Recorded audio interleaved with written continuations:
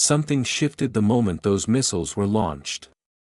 Not because Diego Garcia was destroyed. It was not. Not because Iran won a battlefield victory. It did not. But because in one flash, one failed strike, and one intercepted missile, the West was forced to confront a truth it has spent years trying not to say out loud: the map of danger is changing faster than the language of government is willing to admit. If you care about power, markets, war, and the future of American stability, stay with me to the end of this story. Before we begin, subscribe to the channel and support our work, because in a time like this, serious analysis matters more than ever. Hello and welcome. I'm Alex. For years, I've studied the intersection of economics and politics, and today, we break down what's shaping our world. The attempted Iranian strike on Diego Garcia may go down as one of those rare moments when a missile that failed still changed everything. That is the first fact we need to face. In hard geopolitics, success is not always measured by impact. Sometimes success means forcing your enemy to rethink distance, vulnerability, and cost. That is what happened here. Iran fired 2 ballistic missiles toward the joint U.S.U.K base at Diego Garcia. One reportedly failed in flight. The other was intercepted by a U.S. warship. On paper, that looks like failure. In strategic reality, it looks like a warning shot aimed at the architecture of Western power. Diego Garcia is not just another military outpost floating in the middle of nowhere. It is one of the quiet engines of American and British force projection. Bombers, logistics, surveillance, undersea operations, regional reach. This is the kind of base that matters not because it is famous, but because it is useful. And in global power politics, useful targets are often more important than symbolic ones. Tehran understood that. This was not random. This was a message sent directly to Washington and London: your rear lines are not as safe as you think. That matters for one reason above all others.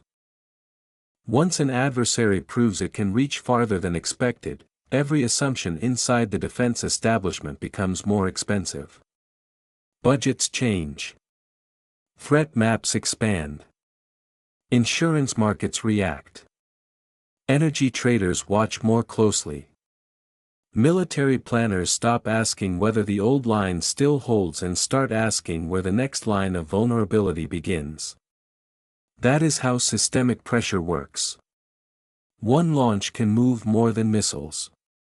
It can move money, doctrine, alliances, and public fear. And this is where the story becomes bigger than Britain. If Diego Garcia can be tested, then the broader U.S. security network can be tested.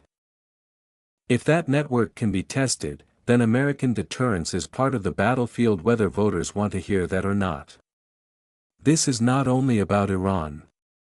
It is about the credibility of the Western alliance, the true depth of British defenses, and the continued role of the United States as the hard power backbone of the free world.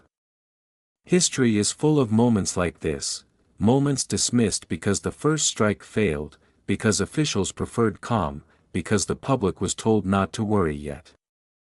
But strategy does not wait for comfort. It moves the moment capability is demonstrated. Diego Garcia was not the end of the story. It was the beginning of a more dangerous strategic reality. The range debate, hard evidence, strategic spin, and the politics of fear. The real danger in this moment is not just what Iran may be able to do. It is what uncertainty allows every major player to do with the story. That is why the range debate matters so much.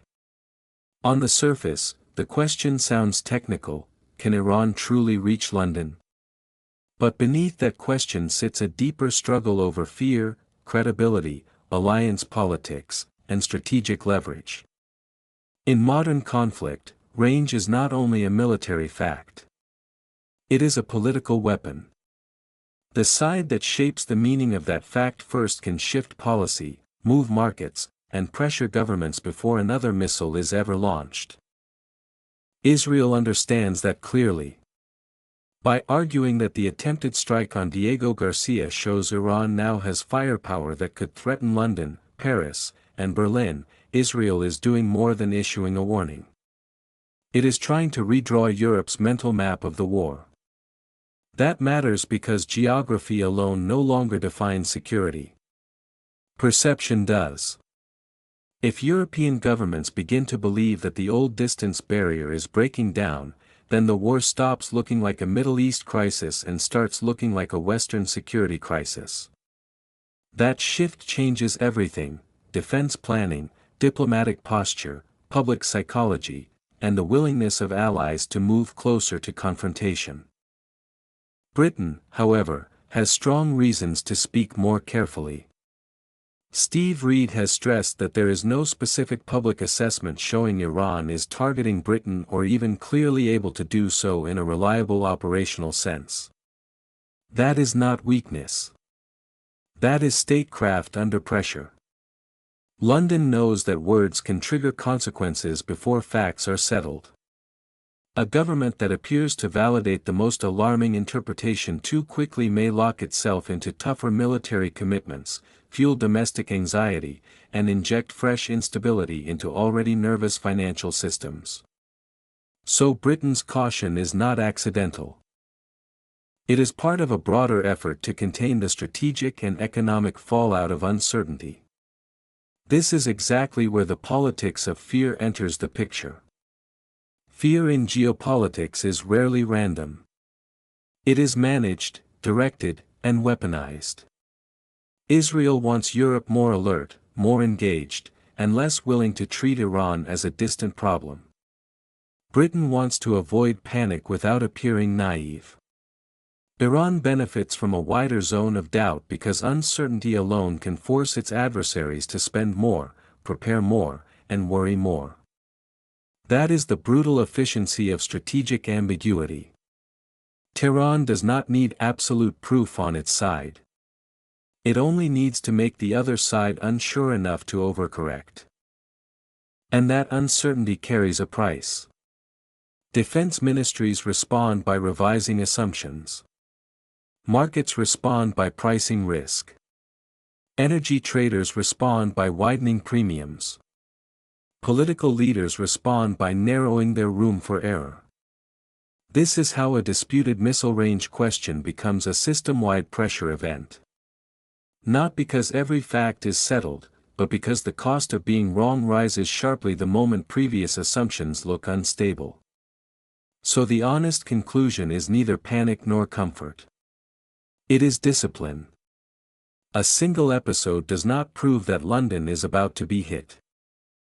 But it does prove that the old confidence with which many leaders spoke about distance and safety no longer holds its former strength.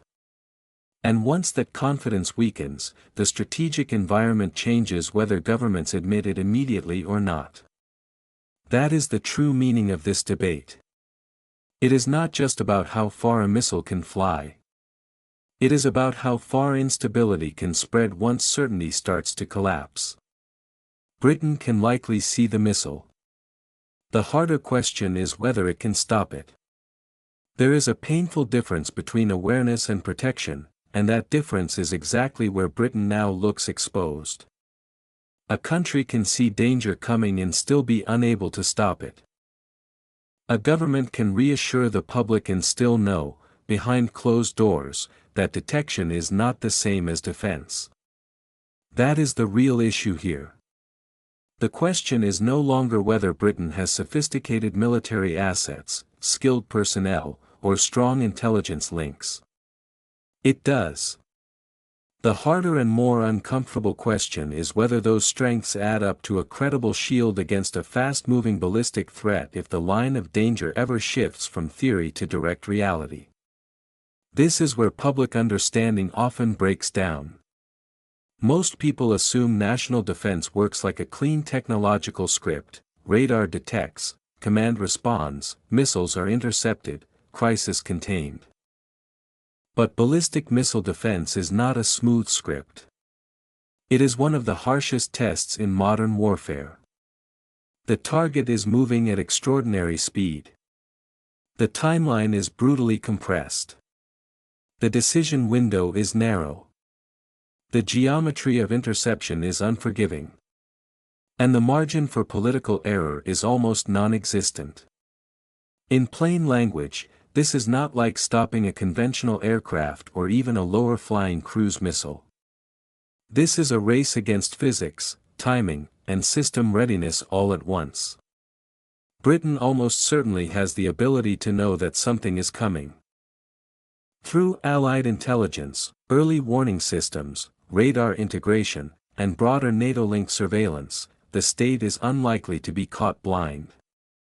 That matters, but it is only the first layer. Detection gives leaders time to react politically. It does not automatically give them the means to neutralize the threat militarily. And that gap matters more than most public statements are willing to admit. A country can track a missile and still face the terrifying truth that it does not possess a deep, redundant, homeland-wide interception architecture robust enough to guarantee protection. That is why some of the sharpest warnings coming from defense analysts cut so deeply. They are not arguing that Britain is helpless in every military sense. They are arguing something more specific, and more unsettling. Britain may be structurally better at monitoring the threat than defeating it independently. The Royal Navy's capabilities are real. Systems such as Sea Viper on Type 45 destroyers are serious assets. But serious assets do not automatically become a complete national shield. Coverage is finite. Inventories are finite. Readiness is finite. And in missile warfare, finite can become fragile very quickly. The deeper problem is not just technical. It is political and economic. For years, many Western governments benefited from what might be called the illusion of inherited security. The assumption was that advanced alliances, elite intelligence, and historic military prestige were enough to cover the gaps. But offensive missile development has often moved faster than defensive investment. Why? Because offense is frequently cheaper than defense. One missile can impose billions in new planning, procurement, and infrastructure costs on the other side. That is the brutal math of strategic pressure. So when people hear that Britain might have warning time, they should not confuse that with comfort. Warning time in this context is not peace. It is compressed fear. It is ministers rushing into secure rooms.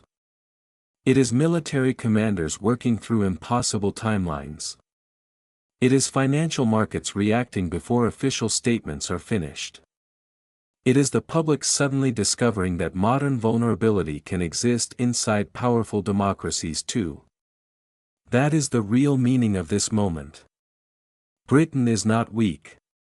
But strength without sufficient defensive depth creates exposure that no confident speech can erase.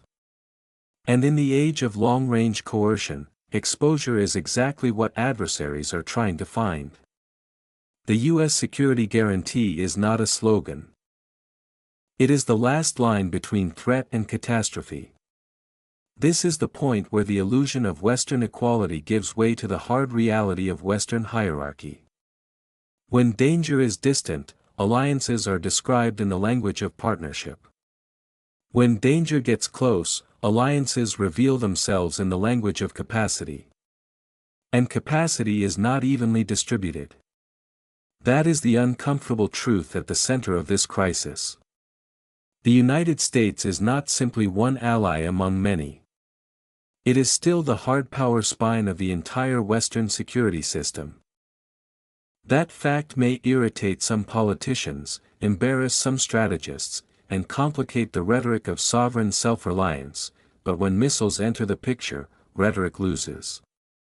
Structure wins. This matters because security guarantees are widely misunderstood in public debate. People hear the phrase and imagine a diplomatic promise, a moral commitment, a line in a treaty, or a polished statement from a summit podium. But that is not what a real guarantee is. A real guarantee is the ability to act under pressure, in real time, with enough force, enough reach, enough redundancy, and enough political will to stop disaster before it becomes irreversible. In other words, a guarantee is not what a country says. It is what a country can carry when the clock is running down. That is why the American role in moments like this cannot be reduced to symbolism. Britain is a major military power.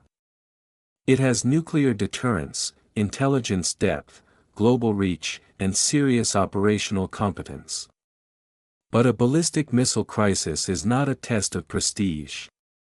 It is a test of scale. Who has the wider surveillance net? Who has the interceptor depth?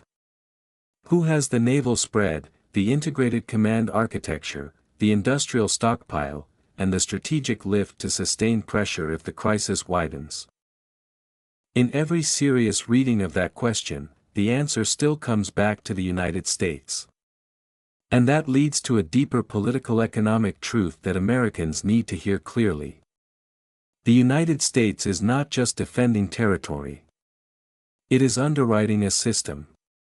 It is the reserve currency of military credibility inside the alliance. It absorbs the largest burden so the broader structure can function. That burden is expensive, and many Americans understandably resent the cost.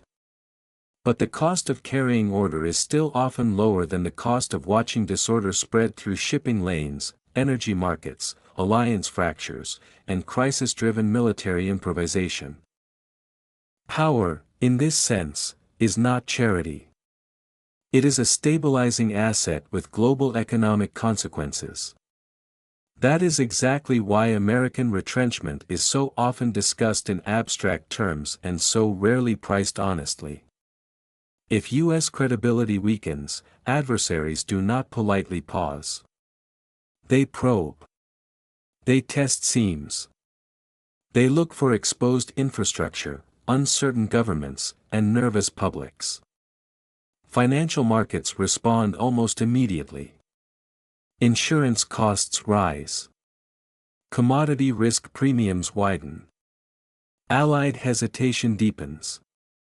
And suddenly what looked like a foreign policy debate in Washington becomes an inflation problem, a market problem, a deterrence problem, and eventually a national security problem. History has taught this lesson over and over again.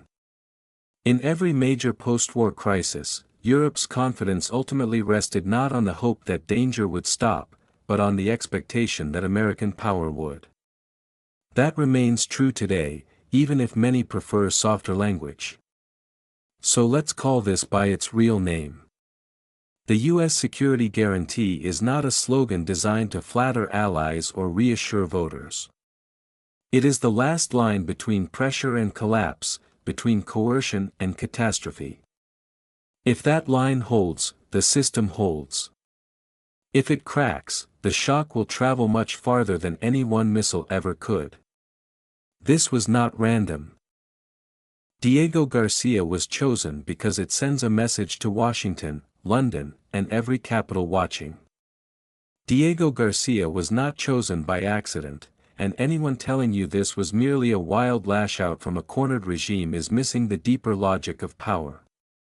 States do not reveal their priorities by what they say in public. They reveal them by what they are willing to target when the cost of escalation is real. That is why this moment matters. Iran did not point its missiles toward a random facility, a symbolic outpost, or a target with only local meaning. It aimed at a strategic nerve point in the joint U.K. defense network. That choice tells us more than any speech, press release, or denial ever could. Diego Garcia matters because it sits at the intersection of geography and force. It is not loud, but it is central. It supports long-range reach, military logistics, surveillance, and the kind of operational depth that allows the United States and Britain to move from warning to action. In plain language, it is part of the machinery that turns Western power from theory into reality. And that is exactly why it was valuable as a target. If you are weaker in direct conventional terms, you do not try to defeat your stronger adversary everywhere. You try to expose the pressure points that make his strength expensive to sustain.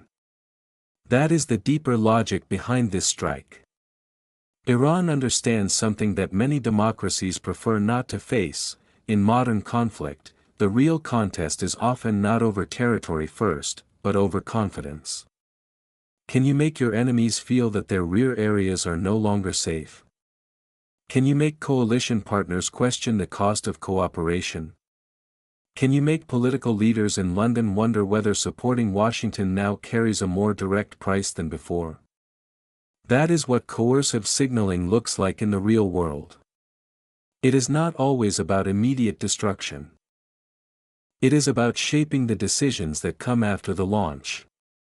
That is why Diego Garcia carries such strategic weight. It sends one message to Washington: your operating backbone can be touched. It sends another to London: your alignment with U.S. power may no longer remain shielded by distance. And it sends a third to every watching capital: from Europe to the Gulf, the conflict can stretch farther, and the sanctuary once assumed by Western military infrastructure is becoming less certain. That is not random escalation. That is calibrated psychological warfare, backed by just enough military reach to force attention. There is also a financial motive embedded in this kind of targeting, even if it is never stated openly. Power projection depends on confidence, and confidence depends on stable assumptions about access, supply, protection, and survivability. The moment a base like Diego Garcia enters the risk picture, the cost of everything around it begins to rise. Defensive planning becomes more urgent. Allied coordination becomes more strained. Insurance logic shifts. Energy markets listen more carefully. Investors and military planners alike start asking the same question: what else is no longer untouchable? That is how one attempted strike can create costs far beyond the missile itself.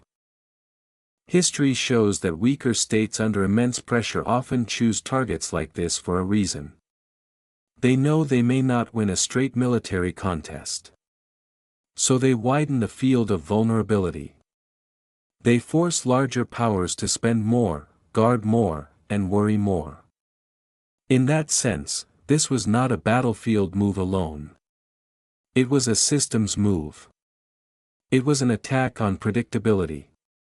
And that is the real point Americans should take seriously. Diego Garcia was not just a target on a map. It was a message to the architecture of Western order. Iran was signaling that the hidden machinery behind U.S. and British strength is now part of the contest. Once that machinery is openly challenged, the crisis is no longer confined to the front lines. It has moved into the deeper structure of deterrence itself. Missiles grab headlines. Energy choke points move empires. Missiles dominate the screen because they are dramatic, visual, immediate. Fire in the sky always captures attention faster than price charts, tanker routes, or insurance spreads. But serious power politics does not begin with what is most cinematic. It begins with what can move entire economies. That is why the deeper story here is not only about launch range or military signaling. It is about energy, and more specifically, about the Strait of Hormuz. Because when that corridor comes under pressure, the consequences do not stay in the Gulf.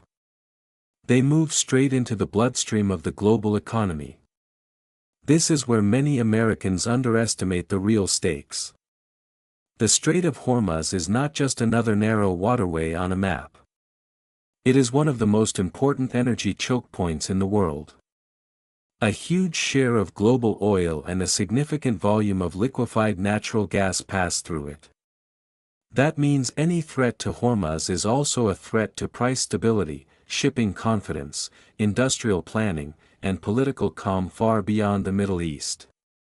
In plain language, when Hormuz shakes, the world pays. That is why Tehran keeps returning to the energy card. Iran understands something central about modern power: you do not need to strike every enemy city to create global leverage. You only need to threaten a bottleneck that the world cannot easily replace. That is the brutal efficiency of choke point politics. It turns geography into pressure, and pressure into money. The moment shipping through the Strait of Hormuz looks less secure, everything starts repricing. Traders add risk. Insurers widen premiums. Governments prepare reserves. Importers scramble. Consumers, eventually, get the bill.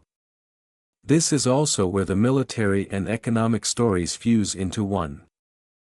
When Donald Trump threatens Iran's power infrastructure, and Iran threatens energy assets across the region in return, this is no longer just a war of missiles and deterrence. It becomes a war over the machinery of economic life. Refineries, export terminals, pipelines, tankers, port facilities, and power systems all become part of the strategic battlefield. And once that happens, the conflict stops being regional in any meaningful sense. It becomes systemic. The economics of this are ruthless. Markets do not wait for total destruction before reacting. They move on fear, probability, and expected disruption. That is why even partial threats around the Strait of Hormuz can lift oil prices, strain supply chains, and feed inflation long before a worst-case scenario arrives. In economic theory, expectations are not side effects. They are drivers. If enough people believe supply risk is growing, they behave in ways that make the system tighter and more fragile. Hoarding rises. Hedging rises. Freight costs rise. Political pressure rises. This is how distant instability becomes domestic pain. And that domestic pain matters enormously in the United States. Higher fuel prices do not remain an energy story for long. They become a household story. Then a voter story. Then a leadership story. The price of war abroad starts showing up in the emotional life of a democracy at home. That is how presidents lose room to maneuver. That is how public anger builds. That is how foreign crises bend domestic politics. History has shown this over and over again. The 1973 oil shock was not just about oil. It was about power, dependence, and political vulnerability. The tanker wars proved that maritime insecurity could spread economic fear faster than armies could move. The lesson is simple and still true: missiles may seize attention, but energy choke points still shape the fate of nations. That is why the fight over the Strait of Hormuz is not secondary to this story. It is the center of gravity beneath it. Public reassurance, private risk, the political leaders are managing fear, alliance pressure, and their own survival. In every serious crisis, political leaders fight on two fronts at the same time. One front is visible: the missiles, the threats, the headlines, the official statements. The other front is hidden: the management of fear, the protection of market confidence, the preservation of alliance unity, and the struggle to survive politically while events move faster than public understanding. That is exactly where this story now stands. The public sees reassurance. Behind that reassurance sits a much harder reality. Leaders are not only trying to control a conflict. They are trying to control the consequences of how that conflict is understood. That is why the language coming from Britain matters so much. Keir Starmer's government is trying to walk a very narrow line. On one side, it must show firmness, protect credibility, and make clear that British interests and British allies will not be left exposed. On the other side, it must avoid giving the impression that Britain is being pulled step by step into a wider war it does not fully control. Steve Reed's public message fits that balancing act perfectly. He offers calm, stresses defense, and avoids endorsing the most escalatory interpretation of the threat. That is not accidental. It is a political survival strategy as much as a communication strategy.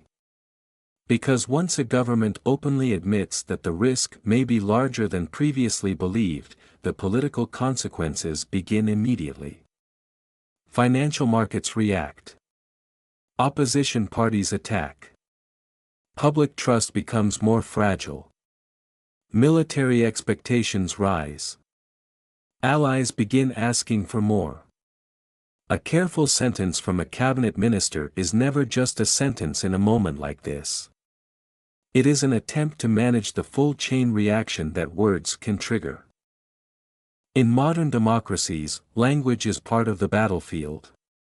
But reassurance always carries a risk of its own. If the public begins to sense that official calm is outrunning operational reality, trust can erode quickly. That is where Starmer faces real danger.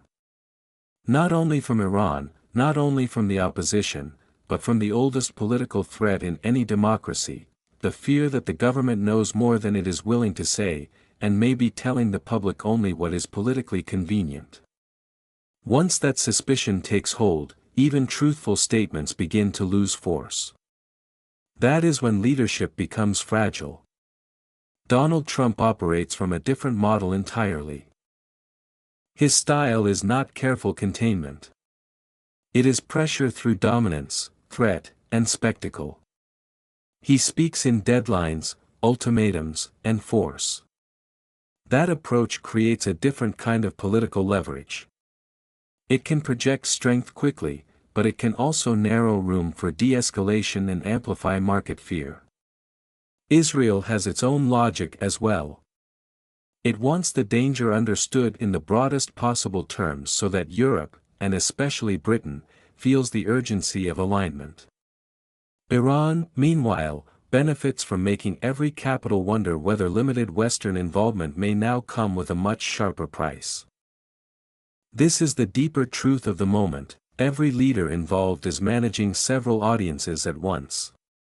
Citizens, markets, allies, rivals, military institutions. And history shows that this is when governments are most tempted to speak in layers: calm in public, alarm in private, caution in one room, contingency in another. That does not always mean deception. Sometimes it means statecraft under pressure.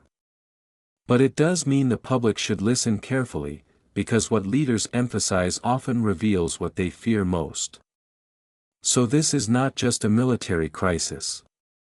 It is a crisis of political bandwidth.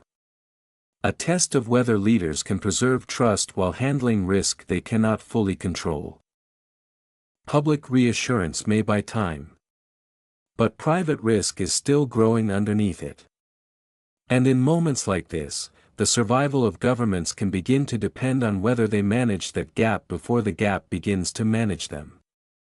Why Americans should pay attention: security, prices, alliances, and the cost of looking away. Americans should pay attention to this story for one simple reason: what looks far away in geography is often very close in consequence. Too many people still think foreign crises come in separate boxes. One box for war. Another for oil. Another for inflation. Another for national security. That is not how the world works anymore. In the world we actually live in, these pressures collide fast. A missile launched in one region can hit energy prices in another, rattle shipping routes across oceans, shake investor confidence, and land in the emotional center of American politics within days. That is why this is not Britain's problem to watch from a distance. It is America's problem to understand clearly. Start with the most basic truth: the United States is not standing outside this crisis. It is inside the structure of it. Diego Garcia is not just a British-linked base sitting in isolation. It is part of the wider military architecture that supports American reach, deterrence, logistics, and operational credibility. When Iran tests the outer edges of that architecture, it is not sending a message only to London. It is sending a message to Washington about the costs of global power, the vulnerability of support networks, and the willingness of adversaries to challenge the infrastructure behind American strength. But the military angle is only half the story. The other half is the cost that comes home. Americans do not need to live near the Strait of Hormuz to feel its effects. They do not need to follow every military bulletin from the Middle East to experience the consequences of instability there. If oil flows come under pressure, if shipping risk rises, if insurers widen premiums, and if markets begin pricing in prolonged escalation, the effects move quickly into daily life. Gasoline prices climb. Transport costs increase. Consumer confidence weakens. Inflation becomes harder to contain. And once inflation returns to the center of public anger, every domestic debate gets sharper. Foreign instability becomes kitchen table pressure. This is why the old habit of treating foreign policy as something separate from ordinary American life is no longer sustainable. National security is no longer just about borders and battlefields. It is also about supply chains, fuel costs, interest rates, insurance markets, and the credibility of the alliances that keep disorder from spreading. In plain English, America's global role is expensive, but strategic breakdown is usually more expensive. The bill always arrives. The only question is whether it arrives in the form of disciplined preparedness or chaotic shock. There is also a deeper issue of credibility here. If U.S. allies begin to doubt American staying power, they grow anxious. If U.S. rivals begin to doubt American resolve, they grow bold. That is the double pressure Washington always faces. Pull back too far, and the system starts to crack at the edges. Push too recklessly, and the system overheats. The challenge is not retreat or panic.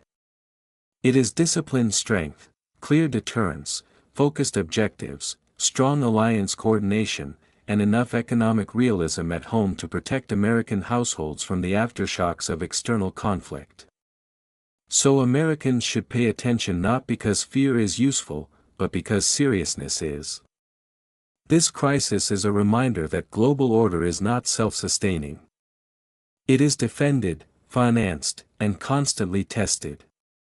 And when that order is challenged, the consequences do not stay overseas for long. They move through prices, politics, and power. That is why looking away is not restraint. It is simply a slower way of getting surprised. The next phase, more testing, more pressure, more market fear, unless deterrence regains credibility. The next phase of this crisis will not be defined by one headline, one missile, or one dramatic statement from a world leader. It will be defined by whether deterrence still means something in the minds of the people making the next move. That is the central question now. Because once a conflict reaches this level of strategic signaling, every side starts testing not only defenses, but political nerve. And when political nerve looks weak, the temptation to push harder grows fast. That is why the most likely next stage is not calm. It is pressure. More testing. More probing. More attempts to discover where the real limit is. Iran does not need a spectacular breakthrough to gain leverage. It only needs to convince its adversaries that the threshold of danger is still moving. That means more long-range signaling, more threats aimed at high-value infrastructure, more attempts to widen the psychological map of the conflict, and more effort to make the West spend money, attention, and credibility faster than it wants to. This is not just a military contest anymore. It is a contest over strategic exhaustion. The United States and its allies now face a difficult but unavoidable reality. If they do too little, they risk inviting more aggression. If they do too much without discipline, they risk turning a dangerous confrontation into a wider regional and economic shock. That is the narrow bridge they must cross.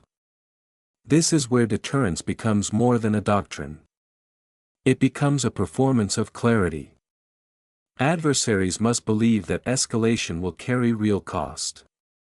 Allies must believe that resolve is steady. Markets must believe that leadership still understands the difference between strength and chaos. If even one of those audiences stops believing, the system starts to shake. That is why credibility matters so much more than rhetoric. A government can sound tough and still look uncertain. It can sound cautious and still look weak. The real measure is whether policy, posture, and capability line up in a way that makes the next hostile move feel too expensive to attempt. If that alignment fails, the path ahead becomes darker very quickly. More attacks on support infrastructure. More pressure on the Strait of Hormuz. More fear in shipping and energy markets. More inflationary spillover into Western economies. More domestic anger. More political fragmentation. That is how a strategic warning becomes a systemic crisis. There is also a deeper historical pattern here that should concern every serious observer. Wars often widen long before leaders admit they are widening. They expand by category. First military bases. Then shipping lanes. Then energy assets. Then civilian anxiety. Then emergency economic measures. Each side insists it is acting defensively, while the total structure of the conflict grows larger and more dangerous. That is how modern escalation often works. Not through one grand declaration, but through accumulated normalization. So what should we expect next? We should expect governments across the West to rethink missile defense, base protection, alliance coordination, and civil preparedness. We should expect markets to remain sensitive, because once geopolitical risk is repriced, it rarely snaps back quickly. We should expect political leaders to speak carefully in public while preparing much harder scenarios in private. And we should expect adversaries to keep watching for hesitation, because hesitation is one of the most valuable openings in any confrontation. Here is the honest forecast. Diego Garcia was not the climax. It was the warning. London is not just a city in this story now. It is a symbol of how far the threat narrative has traveled. And Washington remains the center of gravity, because the stability of the entire system still depends on American credibility. If deterrence regains clarity, this crisis can still be contained. If it does not, the next phase will bring more testing, more pressure, more market fear, and a far greater chance that the world wakes up one morning to discover that what looked like a regional conflict has already become something much larger. In the end, this story is not just about Iran, London, Diego Garcia, or even the missiles themselves. It is about how power really works when the world turns unstable. We watched a crisis unfold through distance, deterrence, fear, energy, and political messaging. Iran tried to prove that the old limits of threat are no longer fixed. Israel pushed the warning hard, arguing that the danger now reaches deeper into Europe. Britain tried to calm the public while quietly facing hard questions about defense, readiness, and dependence. And the United States remained what it has been for decades, the hard power center of gravity behind Western security, whether people are comfortable admitting it or not. What makes this story so important is that it reveals how modern conflict no longer stays in one lane. A missile test becomes a market signal. A military warning becomes an energy shock. A distant crisis becomes a household problem through inflation, fear, and political pressure. That is the real lesson of this moment. The world is more connected, more fragile, and more tightly wired than many people still want to believe. The deeper lesson for all of us is this: never confuse surface calm with real stability. In politics, in economics, and even in personal life, the greatest risks often grow quietly beneath reassuring language. The people who endure difficult times best are not always the strongest on paper. They are the ones who prepare early, think clearly, and refuse to build their future on comforting illusions. That lesson applies far beyond geopolitics. In your own life, it means paying attention to weak signals before they become crises. It means building financial resilience before hardship arrives. It means valuing truth over convenience, discipline over denial, and long-term readiness over short-term comfort. The same principle that defines national survival often defines personal survival too: what you ignore early can control you later. Now here's a quick question for you. Do you believe the bigger danger in this crisis is A. Military escalation, or B. Economic fallout? Comment A or B below. And one more thing, what is your own view of this story? Do you think the West is facing a true turning point, or do you believe this is still mainly strategic signaling? Share your opinion in the comments so everyone can read, compare, and learn from each other's perspective. And please subscribe to the channel to support our work and help us keep making strong, thoughtful content like this next time.